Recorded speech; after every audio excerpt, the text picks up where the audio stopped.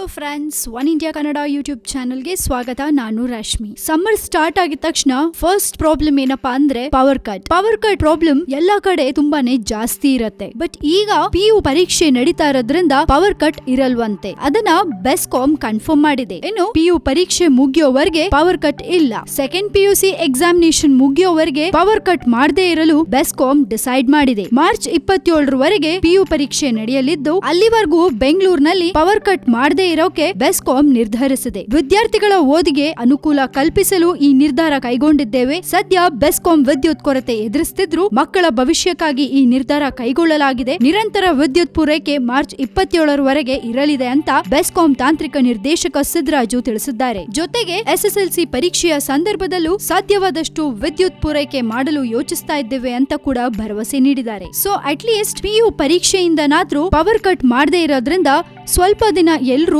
ಆರಾಮಾಗಿರ್ಬೋದು. PU ಪರೀಕ್ಷೆ ಹಾಗೆ SSLC exams ಕೂಡ ಮುಗಿದ್ಮೇಲೆ ಪವರ್ ಕಟ್ ತುಂಬಾನೇ ಜಾಸ್ತಿ ಆಗ್ತಾ ಇರುತ್ತೆ. ಬಟ್ ಬೆಸ್ಕಾಂ ನಿಜಕ್ಕೂ ಹೇಳಿರೋದನ್ನ ಪಾಲಿಸ್ತಾರಾ? PU ಪರೀಕ್ಷೆ ಆಗೋವರೆಗೂ ಪವರ್ ಕಟ್ ಮಾಡಲ್ವಾ ಅನ್ನೋದನ್ನ ಇನ್ ಮುಂದೆ ಕಾದು ನೋಡ್ಬೇಕಿದೆ. ಇದ್ರ ಬಗ್ಗೆ ನಿಮ್ಗೇನಾದ್ರೂ ಹೇಳ್ಬೇಕು ಅಂತ ಅನ್ಸಿದ್ರೆ ದಯವಿಟ್ಟು ನಿಮ್ಮ ಕಾಮೆಂಟ್ಸ್ ಅನ್ನ ನಮ್ಮ ಕಮೆಂಟ್ ಬಾಕ್ಸ್ ನಲ್ಲಿ ನೀವು ಹಾಕಿ ಕಳಿಸಿ. ಅಂಡ್ ಮತ್ತಷ್ಟು ಸುದ್ದಿಗಳಿಗೆ ನೀವು ಸಬ್ಸ್ಕ್ರೈಬ್ ಮಾಡಿ ನಮ್ಮ one India Kannada YouTube channel.